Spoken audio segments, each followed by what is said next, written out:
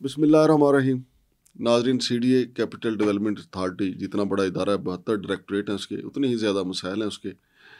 CDA की तरफ से जोन 4 में कुछ मार्कें जो हैं वो सील की गई हैं, शादी हाल सील किए गए हैं। चलें, CDA को ख्याल तो आया कि ये इलीगल काम हुआ है, हालांकि मुकम्मल हो गया जब काम, जब इसकी बुनियादें रखी गई थी उसी वक्त इसको सील होना चाहिए था, उसी वक्त उनको रोका जाना चाहिए था।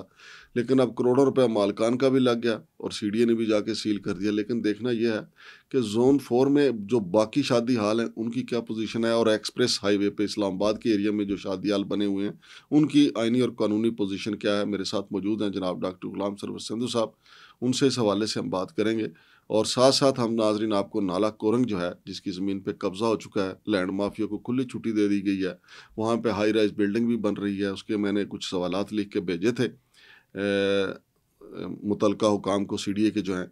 तो उन्होंने कहा कि जी हमने जो मेंबर प्लानिंग जो हैं उनको भी भिजवा दिया है, बिल्डिंग कंट्रोल वालों को भी भिजवा दिया है, फिर जो जवाब आएगा तो फिर हम आपको बताएंगे। चलें, उनका जो जवाब आएगा CDA का वो भी हम आपको, उनका मौक़िफ़ भी आपको सुना देंगे जब भेजेंगे। लेकिन 24 घंटे हो गए, जवाब तो नहीं आया। बहरहाल बात करते हैं मार्कियों से, हम शुरू करते हैं, बाद में हम नाला कोरंग की जो हाई राइज बिल्डिंग है और जो वहाँ पे कब्जे हो रहे हैं उस हवाले से भी बात करेंगे। अस्सलाम वालेकुम संधू साहब। वालेकुम सलाम जी मगर साहब। संधू साहब, CDA ने जोन 4 में कोई 5-6 मार्कें जो हैं वो सील की हैं, तो ये उस वक्त नहीं सील होनी चाहिए थी जब उनकी बुनियादें रखी जा रही थी? मगर साहब, सबसे पहले तो 2-3 चीज़ें ऐसे ही आधे मिनट की। एक तो जो आपने इंट्रो में कहा कि 72 डायरेक्टोरेट, पहले बात तो ये क्लियर कर दूं कि ये 72 डायरेक्टोरेट्स आवाम की सहूलत के लिए बनाए गए थे, ताकि अवाम को उनके दरवाजे पे रिलीफ मिले। लेकिन उल्टा अब वो मसाइलिस्तान बनता जा रहा है। सही बात। नंबर 2 कि ये मार्कियों की बात आपने की कि इन्होंने एक्शन लिया, it should be appreciated to the extent कि जी ठीक है, एक्शन तो लिया, लेकिन साथ ही साथ आपने जो सवाल किया कि क्या इसकी इजाजत है या नहीं है, और पहले CDA किधर था, पहले कहाँ था? बिल्कुल मेरे भाई, बड़ी क्लियर बात है कि ये लेथार्जी, सुस्ती is there in the sense कि जो कंस्ट्रक्शन ऑफ मार्की है या मैरिज हॉल है, ये as per zoning regulation allowed है जोन 4-5 में, अलाउड है। लेकिन अलाउड का ये मतलब नहीं है कि वो बगैर अप्रूवल के बन जाए। जहां तक बिल्डिंग कंट्रोल का ताल्लुक है, इनका तो काम ही इनसे शुरू होता है कि ये जो बिल्डिंग बन रही है, क्या इसके प्लान आपसे अप्रूव हुए या नहीं हुए। देखिए, पहले बिल्डिंग कंट्रोल में एक डिप्टी डायरेक्टर होता था, साथ एक AD और बिल्डिंग इंस्पेक्टर। अब तो माशाल्लाह पूरा DG और नीचे उसके डायरेक्टर्स एरिया वाइज और डिप्टी डायरेक्टर्स और असिस्टेंट डायरेक्टर्स, एक अच्छी खासी लंबी लिस्ट है। तो वो इसी चीज़ को मद्देनज़र रखते हुए बनाई गई थी कि जी अपने अपने एरियाज़ में जो फील्ड स्टाफ है वो विजिलेंट रहेगा, वो विजिलेंस का काम करेगा। ये 4-5 मार्की हैं। पहली बात तो ये है कि बहुत अच्छा किया, लेकिन वाई पिक एंड चूज? क्या बाकी मार्कियां जो हैं वो अप्रूवल के बाद बनी? और फिर आप वाला सवाल बड़ा वैलिड है, क्वेश्चन बहुत वैलिड है आपका कि यार वो एक दिन में तो खड़ी नहीं होगी। हाँ जी। इतने बड़े स्ट्रक्चर है, तो ये क्यों नहीं देखा गया? हाँ जी। ज़्यादा जहाँ पे सेक्शन को अप्रिशिएट करना चाहिए, तो जो उन्होंने ऊपर लागत लगाई है ना, वो मालकन उससे ज्यादा कमा भी चुके होंगे जब यस ऑफ कोर्स। उसका बिजनेस स्केल तो देखें जरा। हाँ जी। शायद ये भी एक अंडरस्टैंडिंग होती है कि चलो जो तो कमा लोगे फिर आ जाएंगे। हाँ, सही। इधर बात बड़ी इंपॉर्टेंट है कि जहाँ पे इस एक्शन को अप्रिशिएट किया जाना चाहिए, वहाँ पे ये सवाल ज़रूर बनता है कि यानी यही स्टाफ जो है, जैसे ने अभी ये मार्कियाँ जो है की हैं, सील की हैं, इससे पहले कभी नहीं जाना हुआ उधर। ये साल से बने हुए हैं। हाँ, ये स्टाफ, ये एनफोर्समेंट वाले कहाँ थे? तो मैं इस हवाले से ये सजेस्ट करूँगा कि अभी भी टाइम है, आप E11 से शुरू करें और जोन 4 और जहाँ पे भी आप कह रहे हैं, इन वन गो इन सबको। E11 वाली भी सारी इलीगल है जी, बिल्कुल इलीगल है। ठीक है, पता नहीं बाद में उनको रेगुलराइज की हो तो की हो, लेकिन उनके साथ एक और क्वेश्चन है कि एक तो क्या वो कमर्शियल जोन में है, क्योंकि E11 में हाउसिंग सोसाइटीज अलाउड है और उनका आगे पे 5% कमर्शियल एरिया होता है, 5% ऑफ द प्रोजेक्ट एरिया। तो कितने एरिया पे है, क्या उनके अप्रूवल, सबसे क्वेश्चन वहां पे इंपॉर्टेंट है। मैंने पहले भी मेंशन किया था कि वो सारे के सारे पैसे कमा रहे हैं, पार्किंग सीडीए की जमीन के ऊपर है, वो सीडीए की बिलो एरिया की जमीन है जिसको मार्की सारी की सारी पार्किंग कर रही है।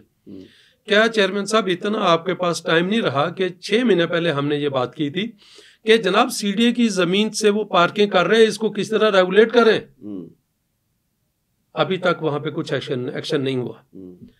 तो और अगली बात चलते चलते कि E11 का जो 11th एवेन्यू बना है, मेरे भाई उसका पेट्रोल पंप का प्लाट ही खा गया है, सीडीए का अपना बिल्ड प्रोजेक्ट, तो उसका भी जवाब किसी ने देना पसंद नहीं फरमाया।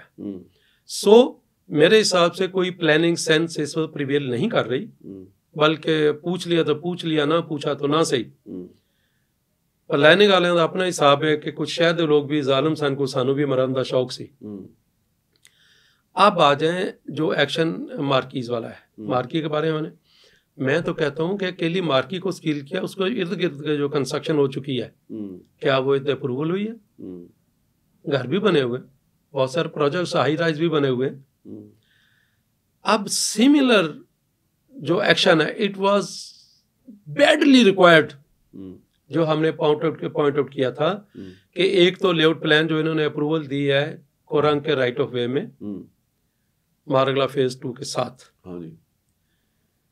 उसके साथ मांगड़ साहब हमने विजिट में देखा कि इंडिविजुअल घर बन रहे हैं, हाँ। उस साइड के अलावा हाँ जी स्कैटर्ड है, और कहता कोठियां बन रही, कोठियां।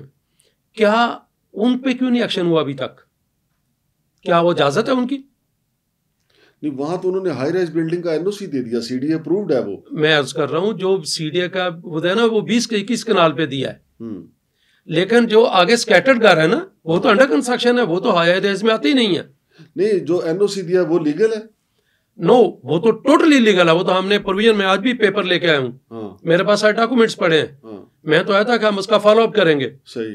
तो आप सवालों का जो क्वेश्चंस आपने भेजे उनका जवाब कल तक वेट कर लेते हैं ना। हाँ जी। नहीं तो उनकी मैं लीगल पोजीशन का लेके ले आऊंगा, उस पर हम करेंगे। सही है कि लीगल पोजीशन क्या है, सही है, फैक्ट्स क्या हैं, ये जवाब देते हैं, देते नहीं दे तो ना दे। नहीं, ये जो अब वहां पे उन्होंने हाई राइज बिल्डिंग की इजाजत दी है, टोटली लीगल, तो ये मास्टर प्लान समझे तब्दील हो गया सर, ख्वाब में हो गया होगा। हाँ। मैंने आपको आईसीटी जोनिंग रेगुलेशन बताए थे 2014 के, जिसमें क्लियर कट लिखा हुआ कि सब जोन 4A में कोई ऐसा प्रोजेक्ट अलाउ नहीं हो सकता। और इनके अपने जो एलओपी इन्होंने दिया है उसमें लिखा हुआ है कि ये साइट सब जोन 4A में फॉल करती है। मैं कहता हूं उस पर तो हम डिटेल में प्रोग्राम कल करेंगे फॉलो अप। नहीं, वो प्रोग्राम तो सर जी हम जो करेंगे, जो क्वेश्चन मैंने उनको भेजे हैं, जो उनका जवाब आएगा उसकी तनाजर में करेंगे। लेकिन आखिर सीडीए ने कुछ चीज़ तो देखी होगी ना हाई राइज बिल्डिंग की। वहाँ पे देखें, जो हाई राइज बिल्डिंग की अप्रूवल हुई है ना, वो नाले का जो रास्ता कब्जा किया गया है, वो सीधा मतलब आधा नाला खा के सड़क बना के आगे सीधे जाके उन्होंने 20 कनाल पे एनओसी दे दिया उन्होंने। ये मांगड़ साहब मेरे पास प्लान है उस एरिया का, एग्जैक्ट वो ये एरिया है वो वाला जहाँ से रास्ता गुजरता है। ठीक है सर, सही है, कोई रास्ता नहीं है इधर, लेकिन वो नाला काट के बनाया इन्होंने रास्ता। जो उन्होंने एक बात की थी ना कि जी हमें रास्ते की इजाजत है, इस प्लान पे, ये उस एरिया का प्लान, इस पे तो लगा था रास्ता का इजाजत होती। दूसरा, ये बात कहाँ लिखी है कि इलीगल सेटलमेंट को आप अपनी जमीन में से रास्ता कैसे दे सकते हैं? There is no law. नहीं, तो इसमें मकामी जो लैंड ग्रैबर्स हैं उनका कसूर है, सीडीए का कसूर है? सीडीए का, उन्होंने तो माल खाना है, तो सीडीए ने क्यों उनको सहूलत दी? मैं आपको इंटरेस्टिंग बात बताऊं, ये फिर आ जाता है, मैं अल्लाह करे कि मैं कभी मैं ना पकड़ा जो, अल्लाह मुझे माफ करे, कि जब हमने प्रोग्राम किया था डायरेक्टर प्लानिंग का, मुझे कॉल आई, बल्कि मैंने शायद उसको किसी काम के लिए कॉल की। वो कहता सर मैंने इनको बात की कि यार पूरा बोर्ड इस काम के लिए बैठा था। उस वक्त जो एडवाइजर सीडीए के थे ना, कि सीडीए का पूरा बोर्ड बुलवाया गया, ये डायरेक्टर भी मेरे साथ था। तो वहां पे कोई बहुत नंबर 1 2 ऑफिस से लोग आगे बैठे थे इसी प्रोजेक्ट के लिए। तो वो मुझे हंसा कहता, सर मैं इन सबको कह रहा था कि यार हमारे साहब ने जब सब बिल्कुल उधर बिल्ली बने हुए थे तो हमारे साहब ने बड़े आराम से कह दिया, ये नहीं हो सकता। ये फैक्ट है, ये फैक्ट है कि उधर बोर्ड को बुलवाया गया तो मुझे कहते हाँ जी, मैंने कहा जनाब ये प्रोजेक्ट नहीं हो सकता, इलीगल है। 5 मिनट में बात खत्म हो गई। नहीं, ये जो वो मलिक बरादरान है जो वहाँ पे काम कर रहे हैं, तो उनका मौक़िफ़ है ये हमारी जद्दी पुश्ती ज़मीन है। तो क्या सीडीए ने ये एक्वायर नहीं की थी नाला कोरंग के लिए? अब जद्दी पुश्ती इस तरह नहीं है। हाँ। पहली बात तो ये शामिलात है। सही। 2 चीज़ें होती हैं। हाँ। पहले होता है ज़मीन की मलकियत होना। हाँ। वो रेक्विजिट है for approval of any project. अगर उस जोन में प्रोजेक्ट की परमिशन ही नहीं है तो हो जद्दी पुश्ती ज़मीन। ये कहाँ लिखा कि जद्दी पुश्ती ज़मीन में जो मर्जी बना ले? सही। इन ICT 906 स्क्वायर किलोमीटर्स या दूसरे लोग 2,25,000 एकड़ में कोई भी कंस्ट्रक्शन होनी है, इररिस्पेक्टिव कि जमीन किसकी है, that is subject to approval of CDA लिखा हुआ है। तो अगर जमीन है भी तो मेरे भाई अप्रूवल किधर है? नंबर 2, क्या CDA के रूल में उसकी परमिशन है अवेलेबल? क्या परमिसेबल है? नहीं है। फिर अगली बात, ये जनाब शामलात जमीन है। शामलात, ये सुप्रीम कोर्ट का मैं फैसला उस दिन भी दिखाया था, ये सुप्रीम कोर्ट ऑफ पाकिस्तान का फैसला है। ये वाला मेरे पास है। सही कि जनाब शामलात के ऊपर आप कोई प्रोजेक्ट अप्रूव नहीं कर सकते। सही। ये 2020 का फैसला है। सही। क्वेश्चन ये है कि एक तो वो साइट है प्रोजेक्ट वाली, मैं कह रहा हूं जो उसके साथ इतने घर पहले डबल स्टोरी बने हुए हैं और साथ अभी अंडर कंस्ट्रक्शन है। क्या उधर नहीं CDA की नजर गई?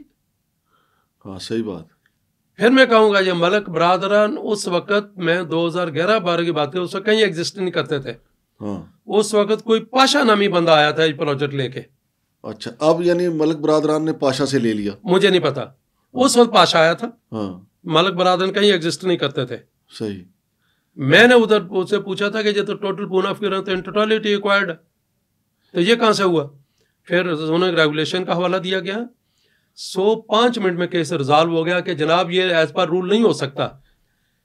Crux of today's programme is why discrimination in sealing the marquees. It should be appreciated, but when it is discriminated it's discriminatory. इसलिए भी तो हो सकता है ना सील की गई हो कि अब इनको रेगुलेट कर दिया जाएगा। रेगुलेट कर दें तो वो घर जाए, उनको क्यों नहीं एक्शन ले रहे? मैं तो ये कह रहा हूँ इससे ज्यादा सेंसिटिव इशू है वो तो उस एरिया में मांगर साहब जो रेगुलेट भी नहीं हो सकता, जो रेगुलराइज नहीं हो सकता, उधर जाए ना पहले। तो संधू साहब ये भी मुझे बताएं कि ये जो कश्मीर एक्सप्रेस हाईवे के साथ साथ जो एक अंबार ढेर लगा हुआ है इनका मार्कियों का, ये सारी लीगल है? 2 प्रोविजन है। एक है कि बन सकती हैं। सही। तो बन गई? बन गई। बननी थी अप्रूवल के साथ। क्या अप्रूवल से बनी या नहीं वो ये लोग जवाब दें। या सोटेस के साथ बना ली जी, तो यहाँ पे बाद में रेगुलराइज करने के लिए भाई 4-5 को किया, बहुत अच्छा किया। मैं तो कह रहा हूँ इससे ज्यादा सेंसिटिव इशू है, जाए कुरांग में कम से कम जो घर बन रहे हैं वो क्या अप्रूवल से बन रहे हैं? अगर अप्रूवल से बन रहे हैं तो किस रूल के तहत अप्रूवल दिया? अगर नहीं बन रहे तो उस पर एक्शन क्यों नहीं ले रहे? सर जी ये मामला FIA के पास जाएगा या सुप्रीम कोर्ट के जी पास? जाएगा इंशाल्लाह। मैं जो लेटर लिख रहा हूँ ना, हाँ, मैं हर लेटर अब पब्लिक अकाउंट्स कमेटी को लिख रहा हूँ। Very good. बड़ी जल्दी आपको मैं उनकी कॉपी आपको दूंगा। सही। अभी पहला लेटर जो जाएगा पब्लिक अकाउंट्स कमेटी को, वो 9th एवेन्यू का जो underpass needlessly it was built rather to create problems. ठीक है जी। आज मेरी फिर किसी बिल्डर से बात हो रही है, कह रहा है यार खुदा का खौफ करें शहर का, इन्होंने कर क्या दिया है। तो अब यही जो कुरांग वाला, ये भी पब्लिक अकाउंट्स कमेटी को लिखना है, ये सेकंड स्टेज है। बाकी नहीं, सुप्रीम कोर्ट ने भी तो हेल्पलाइन कायम की है ना कि जहाँ पे करप्शन हो रही है हमें फौरी तौर पे आगाह करें। सर हम तो हर दरवाजे पे जाएंगे और हमारा मस्जिद को टारगेट करना नहीं है। मेरा रोना यह है कि जनाब एक चीज होती है कि यार रूल में जो हो सकती है, हो सकता हुई, वो एक चीज रूल में हो ही नहीं सकती। तो फिर सो ग्लेरिंग वायलेशंस रूल को और यू हैव पुट योर मतलब कह लें कि deaf ears to these violations. Sandhu साहब it is height of lethargy. बहुत शुक्रिया संधू साहब। तो नाजरीन, इस पे हमारा प्रोग्राम इंशाल्लाह अगली किस्त भी आएगी, ये ख़ास तौर पे नाला कोरंग के हवाले से और ये मार्कियों के हवाले से। उस पर भी हम पूरा काम करेंगे कि कौन सी E11 वाली मार्कियों की क्या पोजीशन है, एक्सप्रेस हाईवे पे जो है उनकी क्या पोजीशन है, और जोन 4 में बाकी जो मार्कियाँ हैं क्या ये मार्कियाँ सील रहेंगी या इनको रेगुलेट कर दिया जाएगा, उस हवाले से बताएंगे। और नाला कोरंग वाला जो वारदात है उस हवाले से तो हम आपको साथ साथ आगाह करते रहेंगे। शमशाद मांगट और डॉक्टर गुलाम सरवर संधू को इजाज़त दीजिए। अल्लाह हाफ़िज़।